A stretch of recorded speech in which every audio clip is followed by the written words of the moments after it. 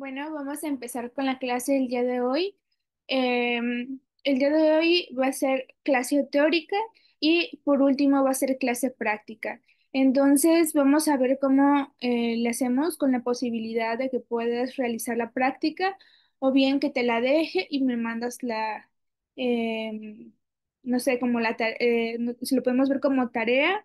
Nomás que sí me gustaría escucharte. Ahorita te voy a explicar en qué va a consistir la práctica y ya me dices, ya sea por chat, cómo nos organizamos para realizar la práctica, ¿va? Ahorita te comento en qué va a consistir. Bueno, em, la clase del día de hoy va a versar en la prueba testimonial y documental. La clase pasada hablábamos de la existencia de un hecho, cómo la conducta en materia penal era el hecho, entre otros aspectos. En este caso en específico, vamos a empezar a hablar con el tema el testimonio y los documentos como medios de prueba. La prueba testimonial consiste en la declaración de una persona física que tiene conocimientos de hechos relevantes para el caso. Se valora su veracidad, coherencia, percepción y memoria. Mientras que la prueba documental son escritos, grabaciones, fotografías, mensajes electrónicos, contratos, certificaciones, entre otros documentos. Y esta se utiliza para acreditar o demostrar hechos o respaldar otras pruebas. Por ejemplo, con los documentos podríamos respaldar hechos testimoniales, es decir, la prueba testimonial. Hay aspectos clave en estas pruebas. En primer lugar, los testigos pueden ser presenciales, es decir, cualquier tipo de testigo en una audiencia puede ser testigos que vieron el hecho, que lo oyeron solamente, o pueden ser testigos de referencia o de escuchas, de oídas, así les denominan vulgarmente. Es decir, que a esos testigos que les contaron lo que sucedió. El otro día estaba en una audiencia y unos abogados defensores dijeron, los testigos que hay dentro de la carpeta de investigación son de referencia, por lo tanto no tienen validez. Independientemente de que los testigos sean personas que no presenciaron los hechos, pero que sí les contaron de los mismos, cuentan con calidad de testigo. Si bien no tiene la misma veracidad de una persona que lo vio, sí cuenta con validez ese testigo. Por lo tanto, si un día tú te encuentras en una audiencia, no vayas a creer que porque es un testigo de referencia no debe de ser tomado en cuenta. Los testigos de referencia son importantes, ¿ok? Cualquier testigo no puede ser único, es decir, podemos hablar de un testigo de los hechos y el denunciante. Aquí podríamos hablar de, pues no sé, ya de dos personas que hablan en relación al mismo hecho, pero cuando nomás hay una persona que habla de los hechos, es de una forma muy complicada poder demostrar esos hechos. ¿Por qué? Porque hay algo que valora la prueba, es decir, hay ciertos criterios que valoran los testigos. Y si solamente hay un testigo, este testigo no tiene otro dicho con qué corroborarse o con qué complementarse. Por lo tanto, un solo testigo carece de validez para que pueda demostrar un hecho. Entonces, hasta aquí, recordemos que los testigos de referencia sí son importantes, no crean que no son importantes, y un solo testigo no es suficiente para demostrar las circunstancias que se pretenden imputar a una persona. Ahora, otro aspecto clave son los documentos, es decir, estos deben presentarse en original o copia certificada. Su autenticidad puede ser cuestionada. En un asunto, en cualquier asunto que tú llegues a tener, civil, mercantil, penal, todos los, em, todos los documentos que tú vayas a presentar siempre tienen que ser originales o bien certificados o autentificados. Si no es así, te pueden cuestionar su autenticidad. A veces, aunque sean de autentificados, certificados originales, a veces así nos cuestionan la originalidad. Imagínense si nosotros presentamos copias simples. Entonces, siempre hay que presentarlos de esta forma para que no nos vayan a cuestionar su veracidad de una forma, pues, tan tajante. ¿Ok? Entonces, hay testigos presenciales de referencia y cualquier documental que vayamos a presentar tiene que ser original, certificada o autentificada. Otro aspecto importante o clave es que la prueba testimonial es valorada según las reglas de la sana crítica racional, que es la valoración libre y lógica pero fundada. Hace un momento yo señalaba que si solamente hay un testigo, es más complicado que con un solo testigo puedas demostrar un hecho. No hay un documento que diga, ah, bueno, esta prueba cuando son de referencia tienen el valor de un punto, cuando son presenciales tienen 2 puntos. No, la prueba se valora de forma libre, es decir, de acuerdo al criterio del juez. Pero no solo eso, ahorita vamos a entrar a los aspectos que se tienen que valorar de acuerdo a la regla de la sana crítica. Pero primero vamos a poner un ejemplo en relación al testimonio y los documentos como medios de prueba que acabamos de ver. Ejemplo sería, un contrato de compraventa puede probar la existencia de una obligación.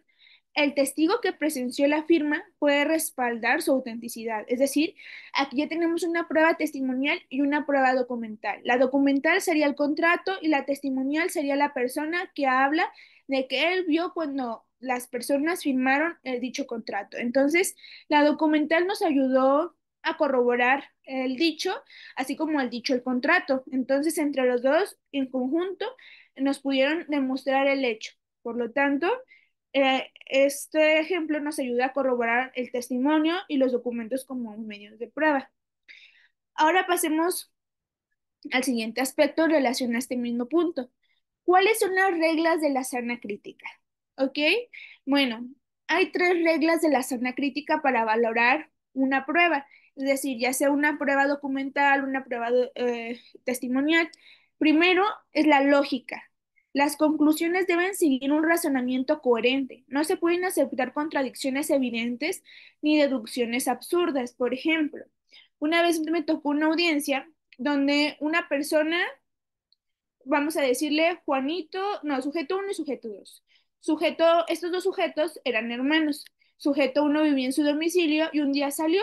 Sujeto 2 aprovecha que salió sujeto uno y se mete a la casa de este y se lleva pues varias pertenencias, ¿no? De este hecho, el sujeto uno le dice a su hijo, oye hijo, fíjate lo que me pasó. Y su hijo le dice, ah, no, pues qué mal, yo no vi nada. Pero después, el sujeto uno y sujeto 2 tienen problemas y derivado a los problemas, a sujeto uno se le ocurre denunciar a sujeto 2 por el robo de estos objetos. Si bien sujeto 2 se los robó, sujeto uno no sabía o no le constaba que se los había robado. Sin embargo, ¿qué hicieron? Ah, bueno, pues vamos a denunciar el hecho y vamos a dar entrevistas. Sin embargo, ellos no tomaron en cuenta que cuando denunciaron el hecho, el hijo iba a decir que pues él no vio nada. Sin embargo, el papá ya después en una plática le dice, oye, ¿puedes declarar diciendo que sí viste? Y ya pues el hijo va y declara y dice, ah, yo sí vi que sujeto 2 se metió a la casa y se robó las cosas. Aquí después hubo una contradicción, es decir, este testigo, que era el hijo de sujeto uno, dio 2 declaraciones. La primera declaración donde decía que él no vio nada y la segunda declaración donde dice que sí vio todo. Aquí hay una incongruencia o falta de lógica en ambas entrevistas, como en la primera me dices que sí, en la segunda que no. Entonces, cada una de a la hora de valorar, tenemos que valorar que dichas entrevistas sean razonables, que sean lógicas, congruentes. Por lo tanto, en este caso no se cumple con este requisito.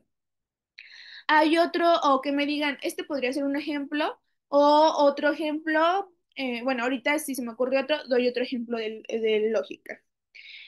Otro punto para razonar de los puntos que habla la sana crítica es la máxima de la experiencia. Es decir, que el juez puede usar conocimientos que cualquier persona razonable tiene por experiencia.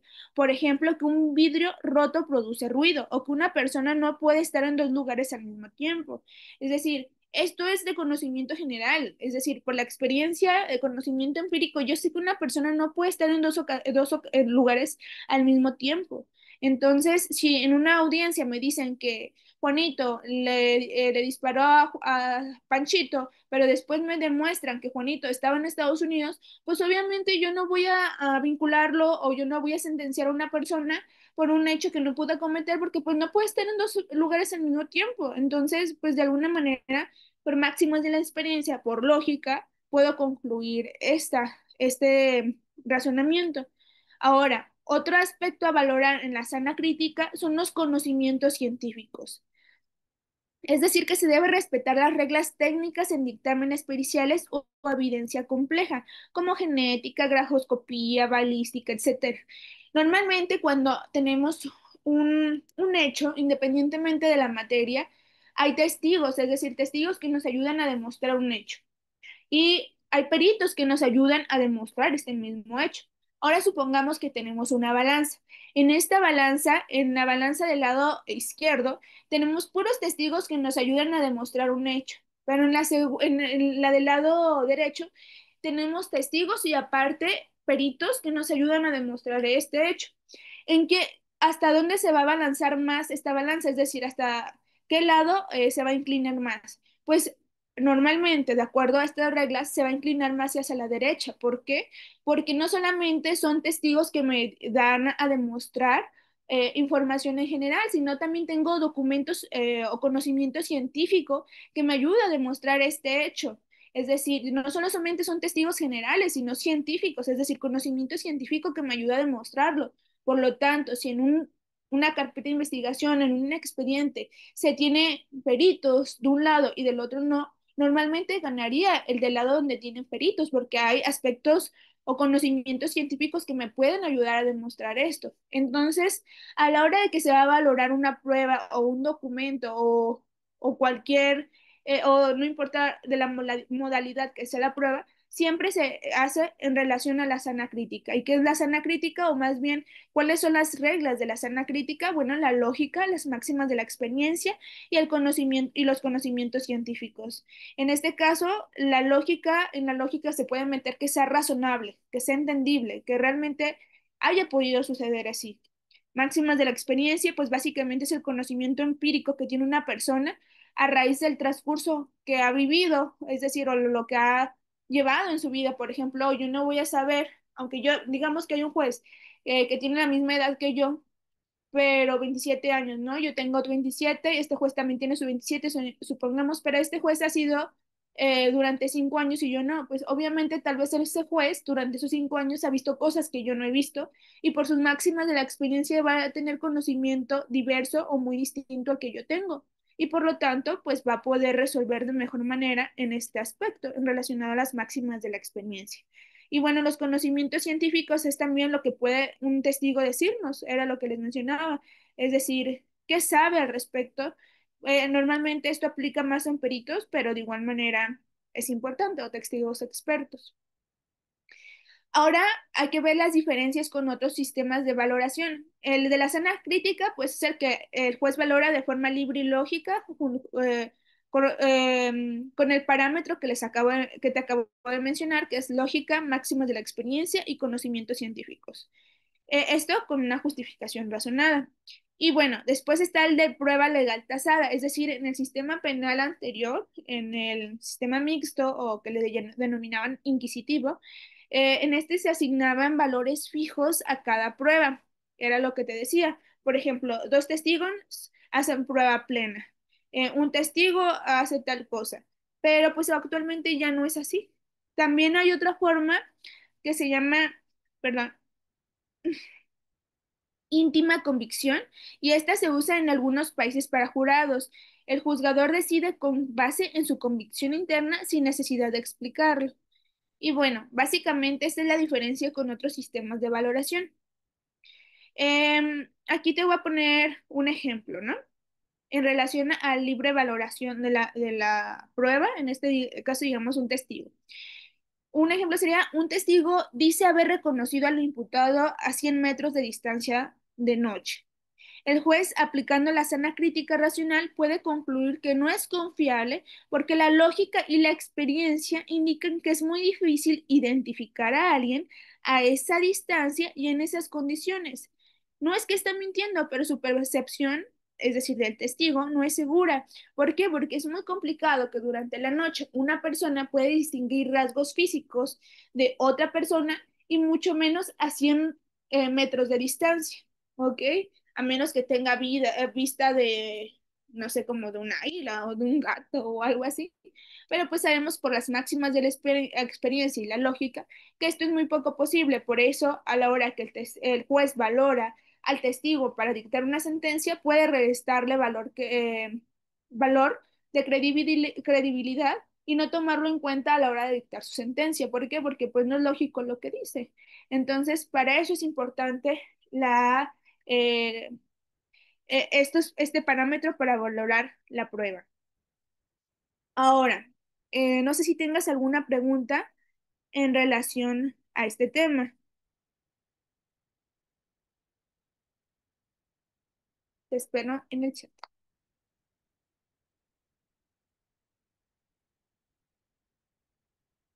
Ah, muy bien.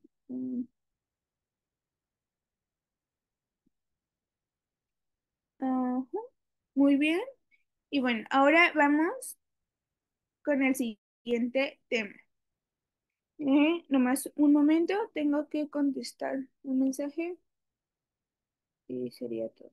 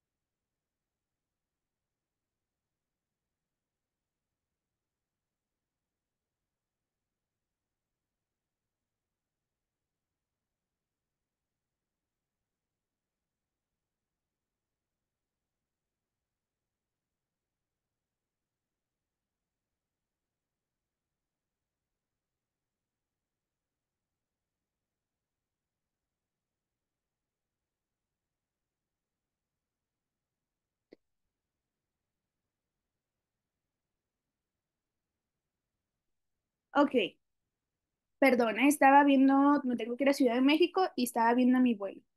Una disculpa.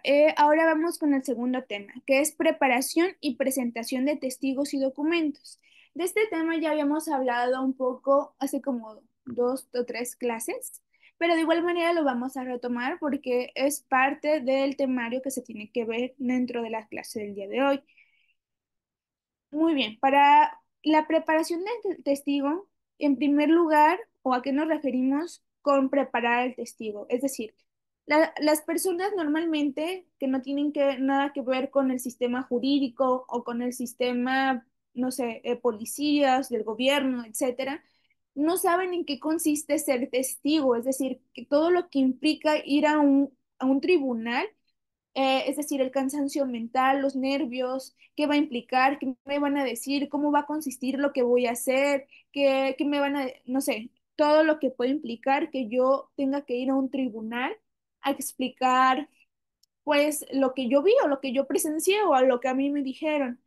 Entonces, en eso consiste la preparación y presentación de testigos y documentos. Es decir, en preparar a la persona para que sepa a qué va a ir a audiencia. En primer lugar, el hecho de que se vaya a preparar a una persona no quiere decir que la vamos a leccionar o a adoctrinar para que diga lo que nosotros queremos, pero sí repasar los hechos, que se acuerde de lo que declaró, decirle específicamente a qué va, cómo se va a desarrollar la audiencia, en qué consiste, en qué etapas se lleva la audiencia, qué beneficios puede tener su declaración en audiencia, cómo nos puede ayudar, etcétera, ¿no? Se debe, pues básicamente, explicar todo el proceso, los roles y también el lenguaje del juicio. En relación a los documentos, es decir, la presentación de los documentos, se debe anticipar su incorporación, es decir, tenemos que verificarlos y se tiene que hablar de que, ahorita te voy a explicar a qué me refiero con anticipar su incorporación, porque no se va a entender bien si te lo explico ahorita. Y otra cosa es, el oferente debe identificar, describir y justificar su pertinencia. Cuando nosotros hacemos un interrogatorio, nosotros hacemos varias preguntas y cuando vamos a querer incorporar ese documento, anticipamos la incorporación de ese documento haciendo varias preguntas y describiendo ese documento, identificándolo, justificando su pertinencia y para qué necesitamos incorporar ese documento. Es a lo que me refiero con anticipar su incorporación. Ahorita te voy a enseñar la técnica y me vas a hacer un ejercicio, ¿ok? Pero básicamente a eso nos referimos.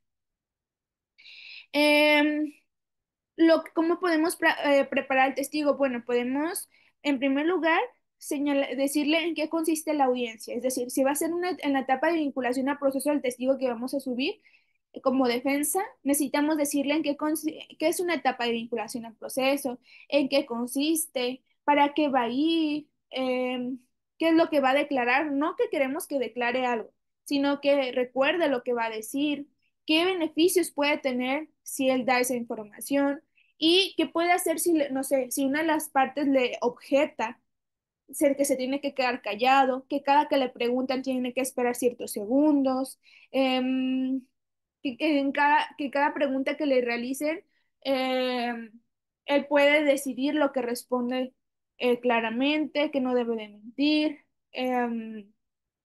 Que toda la información que ya virtió está en una entrevista, que si no se acuerda, diga que no se acuerda para que lo podamos ayudar, que si va a incorporar un documento, decirle qué documento va a incorporar para que él nos pueda ayudar a incorporarlo. Y es practicar básicamente con el testigo o hacer una simulación de interrogatorio contra interrogatorio para que el testigo pueda saber qué es lo que va a ir a hacer audiencia. Entonces siempre es explicarle, hay que explicarle siempre al testigo, no importa si eres fiscalía o si eres defensa. También, bueno, tenemos que verificar que los documentos que vayamos a incorporar tengan fecha, firma y que estén relacionados con los hechos. Ejemplo, te voy a poner, un abogado prepara un testigo para declarar sobre una agresión. Le pide que describa lo que vio sin alterar su recuerdo ni inducir respuestas. Entonces, básicamente, en eso va a consistir la preparación del testigo.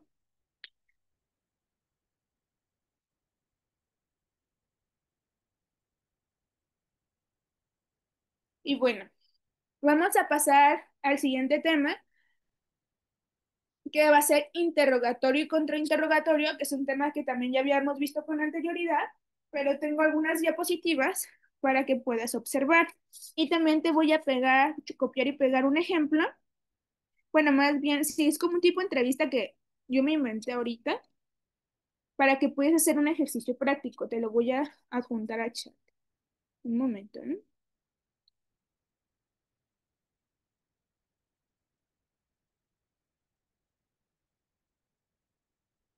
A ver.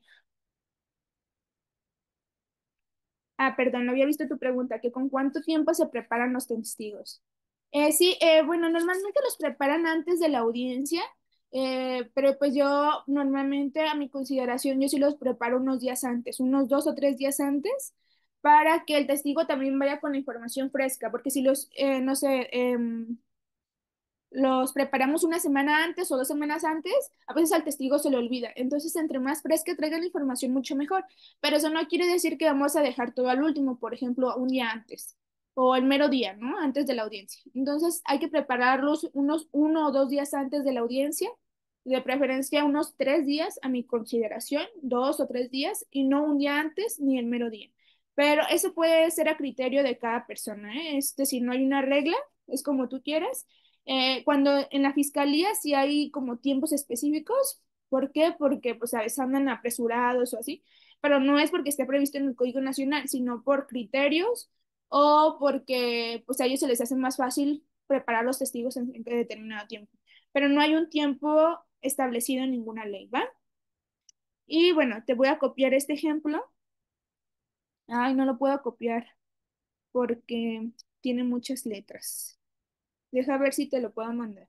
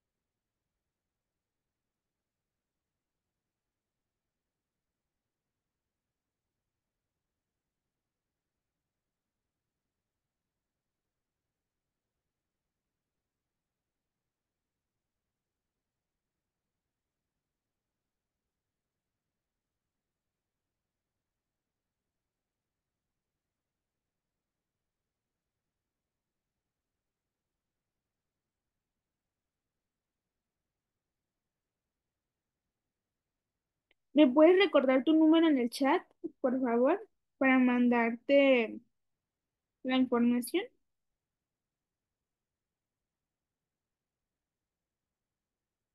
A ver.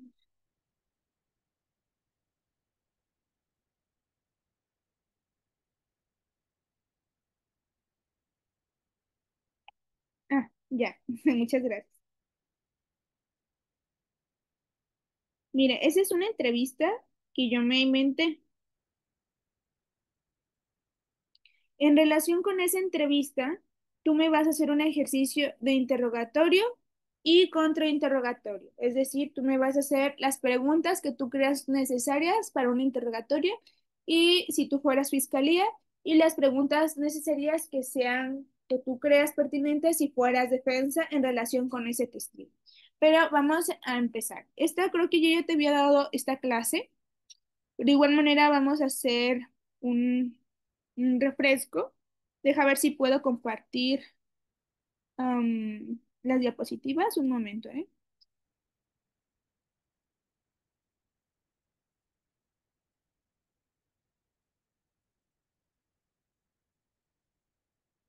Mm, Aquí estoy compartiendo.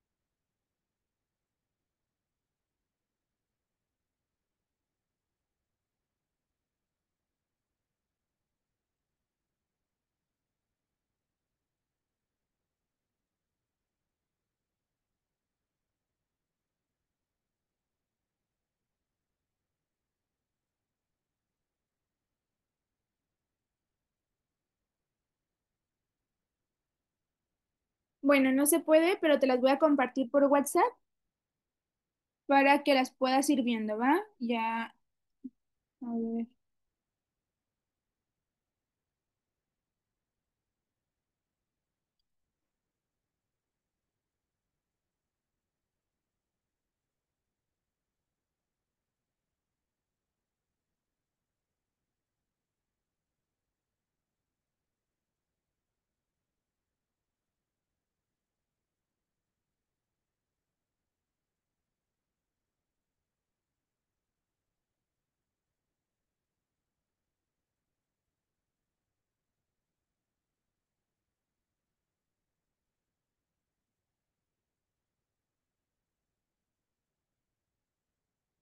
Bueno, ya te las compartí por si gustas irlas viendo en el teléfono porque yo no las puedo abrir.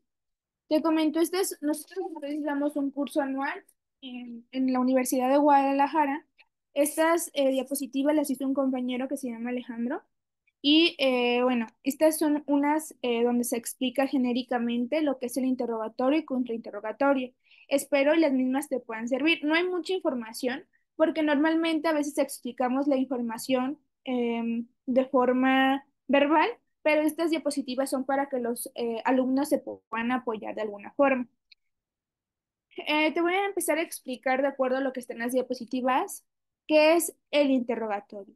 Bueno, el interrogatorio es la herramienta para producir prueba en juicio, en la que a través de las preguntas realizadas por el litigante se dejará acertada información cierta o probable en torno a un determinado hecho.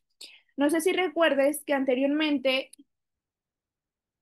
Em, te señalaba que cuando se formula imputación, se establecen circunstancias de modo, tiempo y lugar y se establece un hecho, que es la conducta del imputado. Bueno, ese hecho que se narró en la formulación de imputación hasta el juicio va a seguir siendo el mismo hecho, porque ese hecho ya no se puede variar. Por lo tanto, en el interrogatorio, cuando se realice el interrogatorio, se realizan todas las preguntas necesarias para demostrar ese hecho que se narró durante la formulación de imputación y también durante el alegato de apertura en juicio. En el interrogatorio, el abogado es el director y el testigo de la estrella. La estrella llama la atención, como todos sabemos, una estrella brilla, no sé, como, o podríamos decir como un artista, ¿no? Los artistas brillan, etcétera, ¿no? Llama la atención. En este caso vamos a pensar que ese testigo es la estrella, es el que tiene que brillar. Y nosotros solamente lo vamos a dirigir. Aquí, de hecho, en la misma diapositiva, que es la segunda, dice, pero como en el cine, el director sigue siendo la persona más importante de la película, es decir, tu abogado vas a ser el elemento más importante en esa audiencia. Sin embargo, tú no vas a ser el que va a brillar, tú solamente vas a dirigir a ese testigo o esa estrella para que él brille, pero tú tienes que dirigirlo. Si no lo diriges bien, el testigo no va a brillar, ¿ok? Entonces tenemos que saber dirigirlo de forma idónea. Ahora pasemos a la tercera diapositiva. El director debe tener el guión en su cabeza. Cuando los actores testigos se pierden, el director debe dirigirles a la dirección correcta. La cuarta diapositiva dice, el propósito del interrogatorio directo es establecer la credibilidad del testigo e introducir los hechos que sostiene y ayuda en su teoría del caso. Bueno, nos pasaríamos a la anterior que dice, cuando los actores testigos se pierden, el director debe dirigirles a la dirección correcta. Bueno, ¿cómo los vamos a dirigir a la dirección correcta? Pues si el testigo no está dando la información que nosotros necesitamos o que nosotros de acuerdo a lo que nosotros necesitamos proveer o probar, pues vamos a cambiar la pregunta. Entonces, ahí va a depender. Nosotros tenemos que hacer preguntas para que el testigo dé correctas, es decir, preguntas idóneas, correctas y objetivas, claras, concisas, para que el testigo entienda qué nosotros queremos y pueda darnos lo que nosotros necesitamos. Si nosotros no preguntamos bien, el testigo no va a saber qué es lo que necesitamos. Si nosotros no lo preparamos bien, el testigo no va a saber nada. Entonces es muy importante prepararlos y saber preguntar. Ahora sí, en la cuarta diapositiva dice propósito del interrogatorio directo. Es establecer la credibilidad del testigo e introducir los hechos que sostiene y ayuda a su teoría del caso. Bueno, ¿cómo vamos a hacer un interrogatorio? En primer lugar, tenemos que acreditar al testigo. En segundo lugar, establecer la escena. En tercer lugar, describir los hechos positivos. En cuarto lugar, hechos negativos si es que existieran. Y en quinto lugar, sí, establecer fuerte con lo más importante o relevante en relación a nuestros hechos. Es decir, te voy a explicar a grandes rasgos. Vamos a ver un perito, ¿no? Un perito es una persona especialista en un tema. Este perito, cómo lo acreditaríamos? ¿A ti cómo se te ocurre que se puede acreditar a un perito?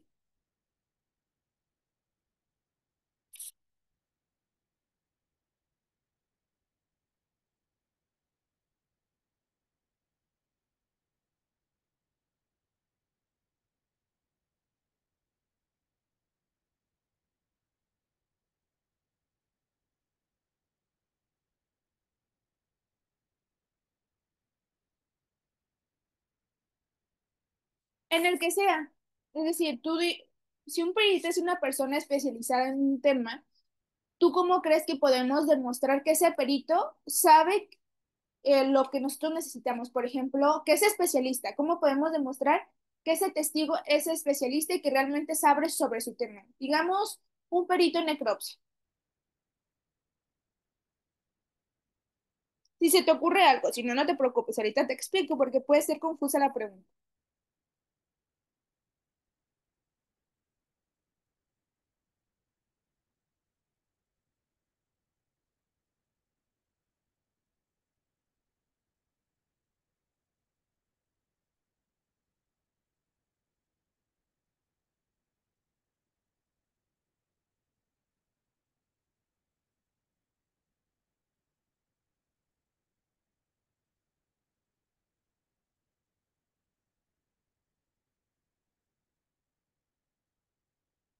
Así es. Muy bien, sí, con la experiencia o no sé, o con qué sabe esa persona. Por ejemplo, le podríamos preguntar, bueno, ¿usted a qué se dedica? Y que nos diga, ah, yo soy perito en necropsia. ¿Desde hace cuántos años? Ah, desde hace 20 años. ¿En qué se ha especializado? Ah, en tales. No sé, nos menciona 5 especializaciones. ¿Qué diplomados tiene? ¿Qué cursos tiene? ¿Cuántos peritajes realiza al día? ¿En cuántos lugares ha trabajado? Con toda esa información o con todas esas preguntas, si fueran positivas, obviamente la respuesta, yo puedo entender que es una persona preparada, especializada en el tema, que realiza muchos peritajes y que el resultado que obtuvo en el peritaje por el cual nos encontramos en audiencia realmente es más certero. ¿Por qué? Porque es una persona que sabe, que tiene experiencia, que desarrolla sus habilidades. Entonces, a eso nos referimos con acreditar el testigo. Entonces, ese va a ser el primer paso, acreditar el testigo y eso va con peritos o personas especializadas en un tema, testigos expertos. Cuando son personas más como comunes, podríamos acreditarlo de otra forma, de acuerdo al testigo. Por ejemplo, si sabemos que es una persona que no ve bien y que el día de los hechos no traía lentes, pero dice que vio un hecho, bueno, pues nosotros podríamos preparar al testigo, no sé, diciendo que estaba cerca del hecho, que él vio muy cerca, que él conocía a las personas, etcétera, ¿no? Podríamos acreditarlo de otra forma. Todas las personas se les acredita de formas distintas, pero normalmente o especialmente utilizamos la acreditación con testigos expertos o peritos, pero no es exclusivo a esos testigos. Es para todo, simplemente lo utilizamos más para los testigos expertos o peritos. Ahora, vamos con el segundo punto, que es un punto importante cuando hacemos un interrogatorio, que es establecer la escena. Una vez que ya acreditamos al testigo, vamos a establecer la escena de los hechos, es decir, qué es lo que vieron, cómo lo vieron, dónde lo vieron, cuándo lo vieron, a qué hora lo vieron. Es decir, todo lo que vieron, todo lo relacionado al hecho, cómo era el lugar de los hechos, a qué hora, no sé, etcétera. Había mucha luz, había poca luz, todo lo que nos ayude a demostrar el hecho. Vamos a señalar todos los hechos positivos que sean materia o importantes para nuestro caso. Después, si llegaran a haber hechos negativos, también a veces es recomendable hacerlo. No siempre, pero a veces sí, para adelantarnos a lo que vaya a ser la contraparte y para que no le caiga sorpresa al juez. Eso a veces es recomendable hacerlo cuando sabes que la contraparte lo va a hacer, lo va a decir y para que darle como esa sorpresa, bueno, que lo diga de una vez, pero no siempre, ¿ok? ¿Por qué? Porque a veces la contraparte se le va, ni siquiera se ha dado cuenta. A veces la fiscalía tiene tanto trabajo que ni siquiera le tomó importancia a ese testigo, no se dio cuenta de esa información y nosotros lo adelantamos y ni siquiera se habían dado cuenta, pues también mejor, todo esto también es estratégico, ¿eh? Ok, si vamos a adelantar hechos negativos, hay que hacerlo de forma estratégica.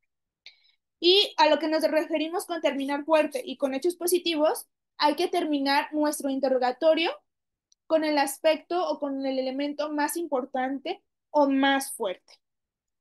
Es decir, si esa persona, ese testigo, vio que Juanito le disparaba a Panchito, pues podríamos decir, ¿y quién le disparó a Panchito? Ah, yo vi que fue a Juanito porque ese día yo estaba en tal lugar, vi sus características físicas, él era así, así, así, y por lo tanto yo sé que él le disparó a Panchito.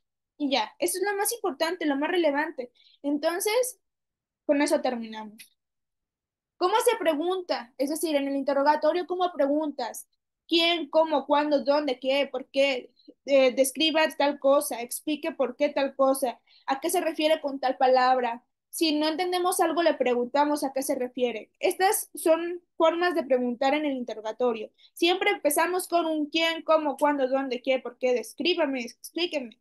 Empezamos con esto, ¿va? Porque si no, las preguntas se pueden interpretar como cerradas o sugestivas. Hay varios tipos de preguntas. Hay preguntas abiertas y hay preguntas cerradas. Las preguntas abiertas son, por ejemplo, el testigo narra a partir de un cuestionamiento general. Ejemplo, ¿qué fue lo que sucedió una vez que llegaste al domicilio de tu primo? Cerrada. El testigo narra a partir de un cuestionamiento específico. ¿Cómo se llama tu primo? En este caso, bueno, aquí tenemos de transición que fijan el testigo en un contexto determinado. Ejemplo, me gustaría que nos traslademos el día 27 de agosto del 2018 a las 12:30 horas. ¿Qué estabas haciendo en ese momento? Te voy a explicar ahora como cada elemento, abiertas. Aquí tenemos un ejemplo que es, ¿qué fue lo que sucedió una vez que llegaste al domicilio de tu primo?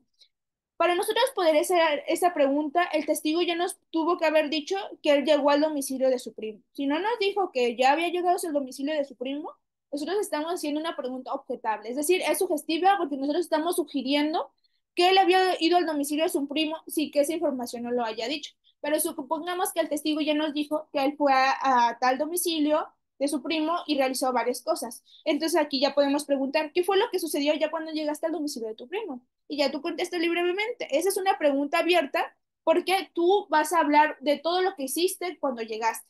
No te limita a decir sí o no, simplemente te abre la posibilidad de que cuentes todo en relación a lo que hiciste.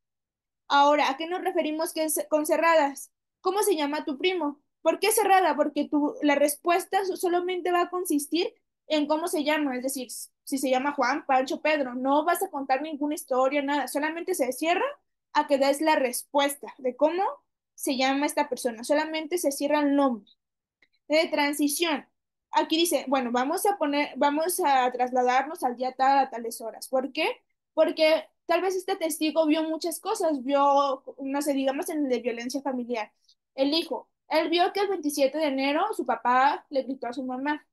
El 30 de diciembre él vio que su papá le dio una cachetada a su mamá. Y el 31 de marzo vio que su papá no sé, le volvió a golpear a su mamá, ¿no? Entonces tenemos que transicionarlo en cada día de los hechos. A ver, vamos a ver qué hiciste el día tal a tales horas. ¿Qué hiciste el día tal a tales horas? ¿Tenemos? O qué estabas haciendo en tal momento. Pero siempre lo tenemos que llevar a un día en específico. ¿Por qué? Porque si, no sé, si le preguntamos, ¿usted sabe por qué está aquí? Ah, sí, pues nos puede decir que sí. O bien decir, sí, yo estoy aquí derivado a tales cosas por tal motivo, porque yo vi violencia familiar entre mis papás, etcétera, ¿no? Pero una vez que ya sabemos eso, nos tienen que dar una explicación específica de cada día, qué es lo que nos importa. Entonces lo llevamos ese día. Nosotros, recuerda que nosotros lo dirigimos. No está mal preguntarle por qué está aquí, no está mal, pero puede ser que no nos responda lo que queremos si no lo preparamos bien. Entonces hay que llevarlo con nuestras preguntas. Recuerden que nosotros somos el director y lo dirigimos. Ok, eh, aquí hay otra diapositiva que habla de acreditar el testigo, que era lo que te decía. ¿Qué es el testigo? ¿Quién es el testigo? Bueno, yo tengo un empleo en tal lugar, yo soy familiar de tal persona, yo hago tales actividades, yo tengo tal formación. Para peritos aquí dice entrenamiento y capacitación, que era lo que te decía con anterioridad. Y bueno, los testigos, pues, no sé, legos, que era lo que te decía con anterioridad, los testigos comunes, les puedes preguntar pues sobre su empleo, familia, actividades, formación, etcétera. Pero especialmente a los peritos sobre su formación, actividades y entrenamiento, capacitación. A los peritos pues nosotros normalmente no les preguntamos sobre su familia porque pues realmente no es necesario. Ahora em, vamos a hablar sobre establecer la escena, más bien técnicas de cómo vamos a establecer la escena, porque recuerdan que era nomás hablar o hacer preguntas en relación a demostrar el hecho. Pero ¿a qué nos referimos o cómo vamos a hacer las preguntas para establecer esa escena? Pues estas preguntas tienen que ser de forma cronológica, es decir, eh, no sé, si sucedieron hoy los hechos, mañana los hechos y pasado mañana los hechos, pues nos vamos a ir de acuerdo a los tiempos. Es decir, primero pasó hasta el 8, esto pasó el 9 y esto pasó el 10. Entonces vamos a hacer preguntas de acuerdo a los días de forma cronológica. Hace un momento yo te explicaba de que podíamos hacer las preguntas eh, de transición de acuerdo a las fechas. Pues sí, estas fechas tienen que ser en orden cronológico. Ahora, en relación al contexto o de los hechos, em, vamos a dar la descripción del lugar donde ocurrieron los hechos, que era pues lo que te mencionaba hace un momento, de las personas relevantes que estaban en el lugar de los hechos, la relación entre las personas, hechos que muestran que nuestro testigo tenía una buena oportunidad de ver lo que va a decir que vio, relatos de los hechos importantes, entre otros aspectos. Em, Aquí ya tenemos otra diapositiva que es introducir los hechos, pero de esta ya habíamos hablado. También lo de cómo introducir los hechos, bueno, hay que usarlo de forma lógica y simple. Es un discurso. Empezamos con preguntas generales abiertas, continuando con preguntas más dirigidas para sacar más detalles. Es decir, primero empezamos con preguntas muy abiertas, es decir, ¿qué sucedió tal día? A tales horas. Es una pregunta muy abierta porque pudieron suceder muchísimas cosas. Siempre hay que especificar la hora, porque luego dices, ¿qué hiciste el 17 de enero? Ah, pues yo me levanté, luego fui al cine, luego hice esto, no, pues hiciste muchas cosas, entonces hay que especificar la hora aproximadamente. A las 17:30 horas. Ah, bueno, yo me encontraba con mi amigo Pancho y mi amigo Juanito cuando Juanito detonó hablar, ¿no? Entonces ya especificamos la hora como tal. Y ya después de eso vamos haciendo preguntas más, como más cerradas, no cerradas, sino como más detalladas. Por ejemplo, me mencionabas que estabas con Juanito y que luego a esta persona le disparó a la otra. ¿Cómo era esta arma? No sé, ¿a qué horas era? No, perdón. ¿Cómo estaba el día? Es decir, había sol, era de noche, estaba iluminado. ¿Qué ropa traía esta persona? ¿Por qué le disparó? Ya estás haciendo preguntas más específicas al hecho y no de qué pasó el tal día a tales horas, que son más genéricas. Em, Tienes que hacer paso por paso, es decir, hecho por pregunta. No puedes decir qué pasó el día 18 de enero y una vez que sucedió, una vez, no sé, hacer dos preguntas no sé, no se me ocurre un ejemplo, pero hacer dos preguntas en una sola. Tienes que ser hecho por pregunta, ¿ok? Lo que te decía, no podemos asumir hechos que el testigo no ha mencionado. Hay que hacer preguntas muy específicas. Em, no hay que permitir que el testigo hable y hable y lee y hable y hable, porque pues eso puede ser aburrido. No hay que dejar pausas largas, a menos que sea importante, es decir, no sé, el testigo acaba de dar información muy relevante, muy importante que nos interesa un montón para nuestra defensa o como fiscalía. Ahí podemos hacer no sé, como un espacio o una pausa larga para que todos como reflexionen lo que nos acaba de decir el testigo, ¿no?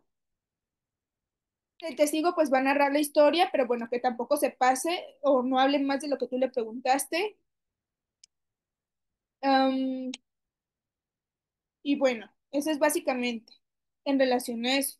Hay forma de preguntas, es decir, no podemos sugerir la respuesta, pero sí se puede dirigir la atención del testigo a temas específicos. Ejemplo, en ese momento, ¿qué estaba haciendo el defendido con sus manos?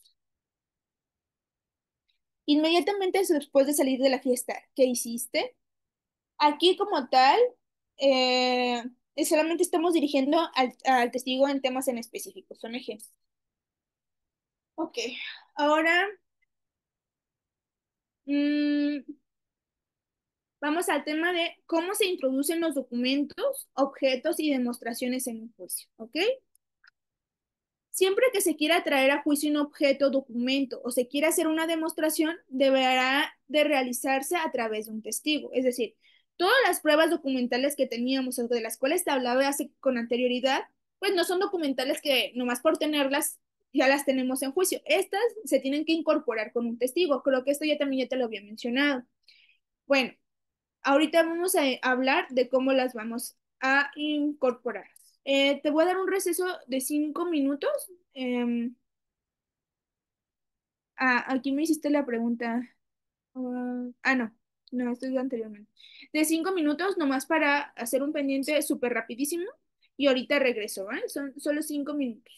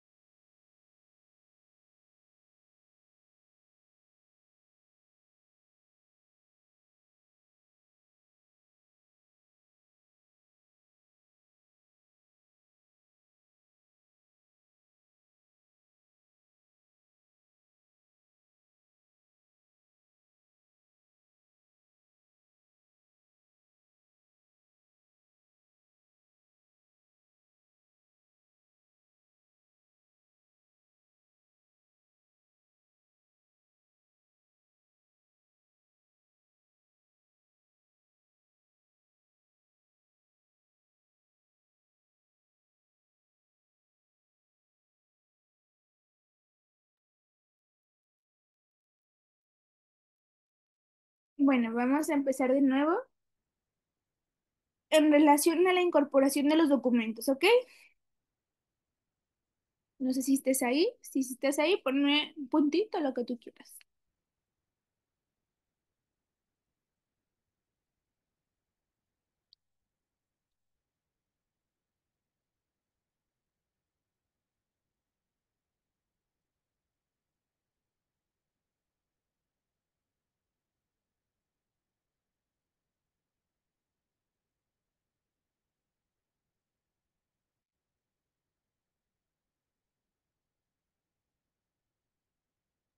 Ok, muy bien. Bueno, a la hora que vamos a incorporar un documento con un testigo, primero nos tenemos que hacer varias preguntas en relación al testigo. Es decir, a la hora de elegir ese testigo, tenemos que decir, ¿cuál es mi testigo idóneo para incorporar ese documento? Ok, con Juanito, que es el de recursos humanos de una institución pública, yo quiero incorporar las nóminas. Bueno, ese testigo sí es idóneo para las nóminas porque es el de recursos humanos. Pero imagínate que yo con él quisiera incorporar un arma.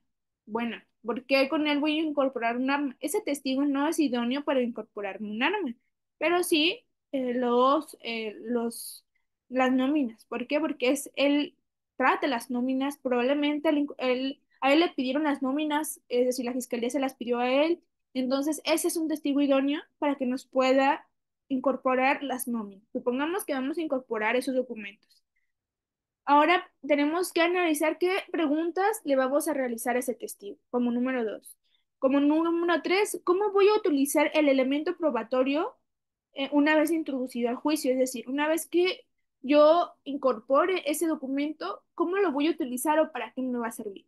Estas tres preguntas nos las tenemos que hacer siempre que vayamos a subir un testigo y que nos vaya a incorporar un documento, ¿ok? Una vez que ya respondimos estas tres preguntas, es decir, si es mi testigo idóneo, ya sé qué preguntas le voy a realizar y ya sé cómo voy a utilizar el documento probatorio, ahora sí seguimos con lo siguiente. Bueno, vamos a realizar toda la entrevista. ¿Cómo te llamas? ¿A qué te dedicas? ¿Cuántos años tienes? ¿De dónde eres? ¿Quién es tu familia? ¿Qué sucedió tal día? ¿A qué hora? ¿Cómo estaba el lugar de los hechos? ¿Cómo era? ¿Quién estaba presente? ¿De qué color iba vestida tal persona? Etcétera. Todo lo que quieras preguntar.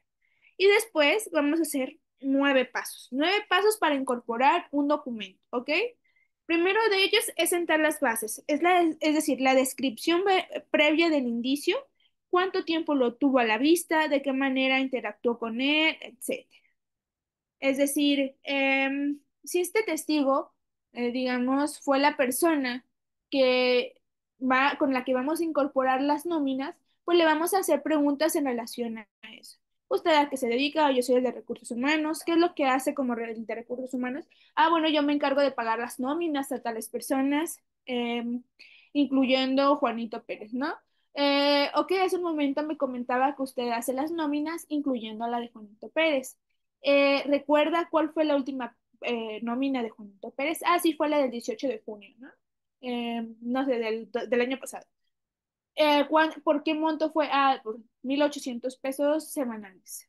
No sé, todas las preguntas en relación a la nómina. ¿Cómo era esta nómina? Ah, ¿qué decía esta nómina? Ah, tal, esta. ¿Quién firmaba tal nómina? Ah, la firmaba él, la firmaba yo y la firmaba otra persona. Si yo le mostrara, bueno, yo voy a tener ese documento en mis manos como abogado, ¿ok? Yo le puedo preguntar a la otra parte, si yo le mostrara este documento, ¿usted lo pudiera reconocer? Y pues, la persona me va a decir que sí.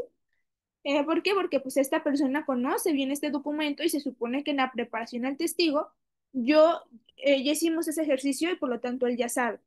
Entonces, normalmente, por ejemplo, con este caso, las nóminas yo las voy a tener. A veces son otros datos de prueba, por ejemplo, fotografías o medios o pruebas como documentales.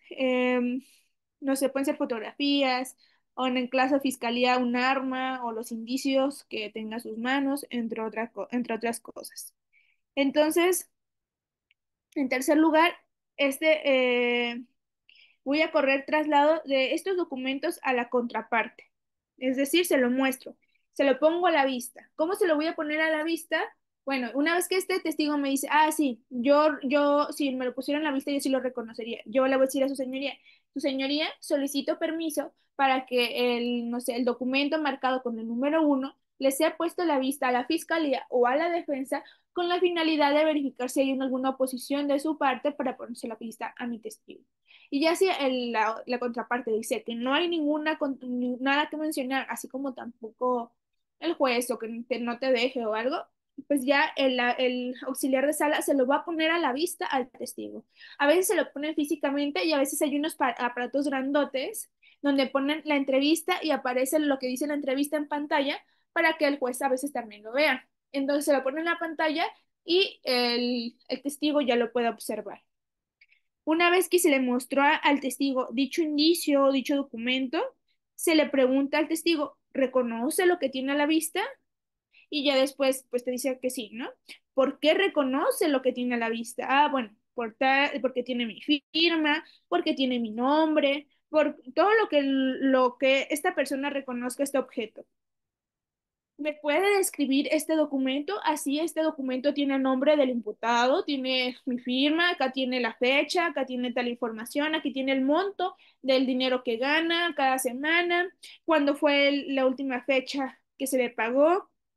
Eh, una vez que ya lo describió, le pedimos al juez que se tenga por incorporado dicho documental. Su señoría solicito que tenga incorporada como perdón, como prueba número 1 la documental consistente en la nómina una vez que ya fue reconocida conforme al artículo, bueno, no será mencionar el artículo, que fue reconocida por el testigo. Y una vez que se tiene por incorporada, utilizamos ese documento. ¿Cómo lo vamos a utilizar? Pues ya de acuerdo a lo que pensamos o lo que creímos que para lo cual era necesario utilizarlo. Podemos, no sé, enseñarlo, etcétera. Ahora vamos con otro punto que se llama su comportamiento. Es decir, es usar la voz para enfatizar interés y énfasis en ciertos aspectos. Hay que mantener el contacto visual. A veces los testigos o el juez o la contraparte le dicen al testigo que no mantenga como contacto visual con nosotros porque nosotros le vamos a decir la respuesta con los ojos o vamos a mover la cabeza o vamos a hacer algo que puede influir en la respuesta del testigo. Por lo tanto, a veces le dicen al testigo, oye, mírame a mí, juez, que soy el juez, y no voltees a ver a la defensa o a la fiscalía. Entonces, lo de mantener contacto visual sí es importante, pero no siempre. Va a variar de acuerdo a cómo se vaya desarrollando la audiencia. Hay que mostrar energía e interés en nuestra forma de interrogar. No hay que leer nuestras preguntas, sino hay que hacer como un tipo, hechos como un resumen, no, sería como un temario con todos los temas importantes que tenemos que sacar en nuestro interrogatorio, para que no se nos vaya ningún tema importante, pero las preguntas van a derivar de ese temario. Hay que escuchar lo que nos responden, porque a veces agregamos información y nos las pueden objetar. Hay que evitar, no sé, como movimientos en las manos o así, que puedan generar distracción. O también calificar las preguntas después de la respuesta. Por ejemplo, que el testigo diga algo que es importante para nosotros y nosotros digamos, muy bien, perfecto, está bien y pues correcto, o no sé. Y pues eso no está bien. Es decir, nosotros no podemos calificarlos. Siempre hay que omitir esa calificación después de la pregunta, ¿ok? Algunos consejos para el testigo son los siguientes. Es escuchar muy claro lo que se le está preguntando, por cualquiera de las partes. Pedir que la pregunta sea repetida si no fue entendida. Si no recuerda algo, que diga que no se acuerde. Esperar hasta que la pregunta haya sido completamente realizada y esperar unos segundos por si hay una objeción. Especialmente esto durante el contrainterrogatorio. Y bueno, siempre hay que anticipar los problemas del caso y del testimonio y practicar el contrainterrogatorio con el testigo.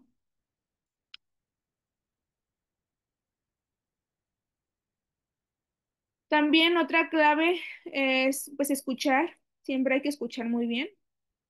Em, ¿A qué nos referimos? Tal vez aquí yo no expliqué a practicar el contrainterrogatorio.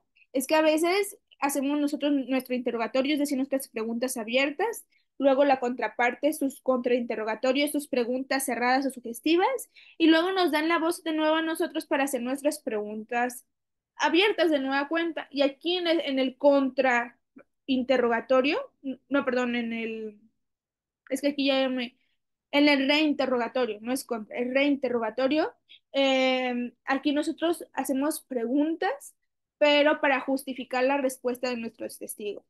No sé, la defensa le haga una pregunta de, usted no vio a Juan porque no traía lentes, y tú dices, sí, o no sé, usted no vio a Juan, no, porque no traía lentes, ah, no, sí, yo no lo vi. Entonces, aquí nosotros justificamos como la respuesta. ¿Cómo podríamos justificarlo? Eh, el día que usted vio los hechos era, no sé, ¿a qué hora era? No sé, las 12 de la tarde. ¿Cuánta iluminación? No sé, y eran las 12 de la tarde y había mucha luz, ¿no? Que nos diga el testigo. Entonces, bueno, de alguna manera, pues ya no estoy diciendo que había mucha luz y que por lo tanto sí pudo ver el hecho, ¿no? O, ahorita es lo que se me ocurre, pero podría ser una pregunta para justificar lo que ya le sacó la defensa. A eso nos referimos. Ahora vamos con el contrainterrogatorio. Bueno, la definición es el intercambio oral entre abogado y testigo ofrecido por la contraparte, que por medio de preguntas y respuestas se usa para transmitir información. ¿Cuáles son las diferencias del interrogatorio y el contrainterrogatorio? Bueno, el interrogatorio busca información, mientras que el contrainterrogatorio busca neutralizar el interrogatorio. El interrogatorio declara el testigo. En el contrainterrogatorio declara el abogado. En el interrogatorio, preguntas abiertas. Y en el contrainterrogatorio son preguntas sugerentes o que sugieren la respuesta o bien que son cerradas. ¿Cuál es, por ejemplo, en el interrogatorio también la estructura es más cronológica? En el contrainterrogatorio la estructura es temática, es por temas. Aquí ya no importa cuándo sucedieron los hechos, es decir, las fechas.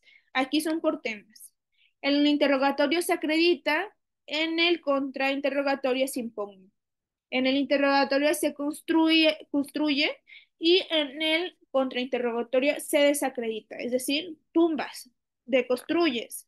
Básicamente son lo contrario. ¿Cuáles son los objetivos del contrainterrogatorio? Bueno, son las herramientas para llegar a la verdad, atacar credibilidad del testigo de la contraparte, identificar mentiras, identificar errores o sacar puntos favorables para nuestra teoría del caso. Bueno, aquí planificar un contrainterrogatorio se hace de acuerdo a la teoría del caso, como punto de partida para la elaboración del esquema para el contrainterrogatorio.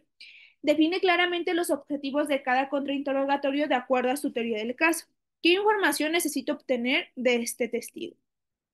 Planificar un contrainterrogatorio, la mejor forma de planificar un contrainterrogatorio es haciendo una tabla de teoría del caso. No sé si en tú ya hayas visto cómo hacer una tablita de la teoría del caso, que son bueno, de esta forma yo lo hacía. Plasmamos los hechos, todos los hechos que tenemos, todos los datos como de prueba y al último el aspecto jurídico y se analiza, bueno, bueno, si quieres esto te lo explico más ya que vayamos a terminar, porque si no vas a entrar como en debate. Se supone que lo de teoría del caso ya lo viste y por eso yo no te lo estoy explicando, pero ahorita entramos a ese punto si no lo has visto, ¿va? Ok.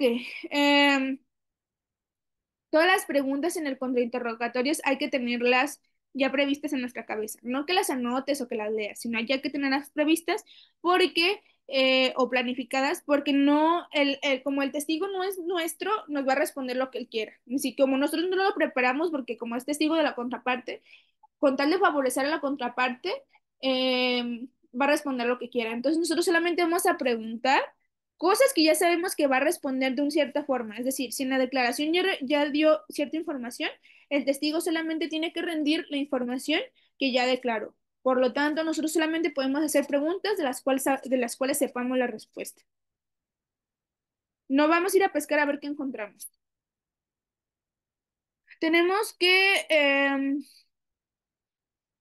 aquí está lo de la tablita, pero bueno, te voy a explicar. Yo hacía una tabla, cuando te explica en teoría del caso, que supongo que ya viste, haces esta tabla, son hechos, pruebas y el aspecto jurídico. Son una tabla dividida en tres. Para cuando vayas a hacer tu contrainterrogatorio, estos hechos puedes especificarlos como cuáles son de acuerdo a cada testigo. Es decir, vas a hacer una tablita de acuerdo al testigo. Va a ser parecida a la teoría del caso, pero vamos a cambiar ciertas cosas. En esta tablita vamos a especificar los hechos que dice este testigo y vamos a establecer cuáles son los hechos que son beneficiosos para la contraparte y los hechos beneficiosos que son para a nuestro favor. Y con estos hechos que son beneficiosos a nuestro favor, de acuerdo a las pruebas que tenemos y de acuerdo al ámbito jurídico que ya se vio en la primera tablita, vamos a separar estos hechos en temas. Ya que tenemos nuestros temas, vamos a saber qué vamos a preguntar de acuerdo al tema. A eso es a lo que me refiero. Ahorita, si quieres, entramos a hacer una, a ver si se puede. Em, bueno, ahora tenemos que entrar a ver lo del control de testigo. En este caso, nosotros vamos a ser el protagonista como abogados. El testigo ya no va a ser la estrella que brilla, nosotros no vamos a ser el director. Nosotros somos el protagonista. Nosotros somos los que vamos a declarar. Cada que hagamos una pregunta, damos información. Y el testigo nomás va a afirmar si sí o si no. Es decir, que él solamente va a ratificar. El testigo tiene intereses adversos. Es decir, que no le interesa si nosotros nos sale bien nuestro ejercicio o no. Se le está sacando información que no le beneficia, entonces el testigo probablemente se va a enojar y se va a enojar mucho. Me ha tocado testigos que lloran, entonces puede pasar. Es peligroso lo que pueda responder porque seguramente pues ya va a estar preparado por la fiscalía para que responda cosas que no nos benefician, pero sí no puede mentir o no puede sacar cosas diferentes a las que él ya declaró. Hay formas pues para seguir controlando al testigo, por ejemplo, hacer preguntas hasta arrinconarlo en en una respuesta que nosotros queremos. Las preguntas, pues, que como ya te había comentado, son cerradas y sugestivas. Son preguntas cortas, es decir, hecho por pregunta, igual que en el interrogatorio. Solo en casos excepcionales tenemos que utilizar preguntas abiertas, pero no se recomienda. No preguntar sobre explicaciones o opiniones. Es decir, en las preguntas sugestivas no vamos a preguntarla. ¿Y usted qué opina? ¿Me puede explicar tal cosa? Eso es en el interrogatorio. Tenemos que evitar que el testigo evada su pregunta. Usar un ritmo consciente y firme. Bueno, las preguntas sugestivas ya te las había explicado, creo que con anterioridad en el tema de objeciones. Y las preguntas cerradas, bueno, las preguntas cerradas también se permite o se limitan a sí un no, pero no está sugiriendo la respuesta. Era, por ejemplo, ¿cuál es tu nombre? Pues se limita a que, pues, un nombre en específico. Hay muchos nombres, pero pues una pregunta simple, ¿no? Y cerrada.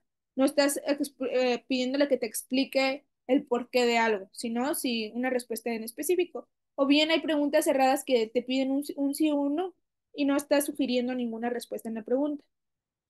Hay que evitar que el testigo dé explicaciones. Por ejemplo, si nosotros lo ponemos en evidencia de que hizo algo mal, un perito, ¿no? Usted no sacó las fotografías de acuerdo al protocolo tal, y que nos diga el testigo, no. Aquí, en vez de nomás decir no, va a querer explicar por qué no, va a decir, no, porque yo vi que el manual de no sé qué dice que no tenemos que hacerlo, etcétera. No, no hay que pedir la explicación. No hey, alto, yo no te estoy pidiendo esa explicación, yo te estoy preguntando esto. ¿Usted entendió la pregunta? Entonces, dígame si sí o si no, ¿no? Am, y bueno, podemos acorralar al testigo con las preguntas como ir haciendo preguntas hasta que concluyamos con una pregunta que nos dé la respuesta que nosotros queramos, que no puede evitar darnos esa información. Por ejemplo, aquí tenemos, bueno, en la diapositiva 37 tenemos un ejemplo. Dice, ¿usted fue ese miércoles 15? Él va a responder, sí. A las 8:13, sí. Al parque, sí. Allí leyó un periódico, sí. y fue con su perro Rufo. No, pero sí fue con su perro, sí. ¿Y cómo se llama su perro? Benito. Entonces, pues ya ahí tenemos la respuesta. Mal sería, ese miércoles 15 a las 8:30 estaba usted leyendo el periódico en el parque y tenía a su lado su perro Benito. Y pues él va a decir no. Aparte de que pues esa pregunta es súper compuesta, sugestiva, bueno, sugestiva que tiene. Más bien es compuesta, no sé si se puede decir argumentativa, confusa, no sé, tiene varias cosas pues, pero sobre todo es compuesta, entonces está mal.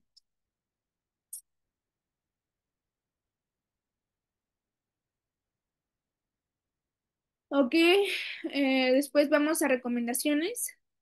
Hay que prestar atención al testigo en el interrogatorio, hay que escuchar la respuesta y observar el lenguaje no verbal del testigo para conocer sus debilidades y fortalezas. Hay que evitar que el testigo adivine su objetivo y dificultad o que dé respuestas preparadas. No hay que repetir el interrogatorio en el contra. Es decir, a veces los abogados tienden a hacer las mismas preguntas que la fiscalía, pero convertidas a preguntas sugestivas. Y pues eso no es la finalidad, ¿de qué nos sirve? Es solamente sacar lo que queremos. El testigo pues va a responder básicamente lo mismo si hacemos unas preguntas así. Em, no hay que preguntar pues de forma abierta por qué, cómo, etcétera. Hay que dejar la información que más importante para el principio y para el final, porque a veces cuando estamos en la mitad, el juez se pierde, como que se distrae, y ya cuando vamos a terminar, pues ya sacamos lo más importante, o al inicio sacamos lo más importante. A veces también en las preguntas, en el contrainterrogatorio, esto es algo lo que más veo, de verdad. En todos los contrainterrogatorios, el abogado siempre intenta sacarle esa última pregunta donde el testigo se justifica. De usted no hizo esto, esto, esto y esto. Y luego el testigo dice, sí. ¿Por qué? Yo no lo hice porque no quería, etcétera. No, no, no hay que preguntar esa última, esa última pregunta. No hay que justificar al testigo, ¿ok? Actitud y postura en el contrainterrogatorio. Bueno, el tono de voz que utilizamos tiene que ser claro, preciso, seguro, pero pues respetuoso. No hay que agredir a las personas. Hay que permitirle hablar al testigo. No es bueno interrumpirlo, a menos que haya sido muy narrativo y tengamos que objetar por eso. No nos peleemos con el testigo. eh, Hay que hablarles de forma tranquila, como si le habláramos a nuestra abuelita. Tener el control no implica ser irrespetuoso, siempre hay que ser respetuoso. Y pues nosotros somos buenas personas, no hacemos cosas que estén mal. Y pues básicamente eso es lo en relacionado al interrogatorio y contrainterrogatorio. Te mandé pues una entrevista y que me churpia, que básicamente me inventé hace ratito, para que puedas hacer un ejercicio de interrogatorio y contrainterrogatorio con las preguntas que tú creas necesarias. Si puedes, me las puedes mandar hoy más tardar a las 8, no, perdón, a las 10 de la noche, si puedes. Me gustaría que fuera hasta las 9 de la noche, pero no, te doy una hora más para que puedas terminar, no te va a quitar mucho tiempo, es una entrevista muy sencilla y me lo mandas por WhatsApp, ¿va? Son las preguntas que tú creas para interrogatorio y las preguntas que tú creas para contrainterrogatorio. Tienes hasta las 10 de la noche del día de hoy para que me las mandes por WhatsApp, ¿va? Y pues sería básicamente todo el día de hoy. ¿Tienes alguna pregunta? ¿No? Ok, va, pero cualquier cosa me preguntas por WhatsApp, ¿va? Bueno, buenas noches, hasta luego, descansa.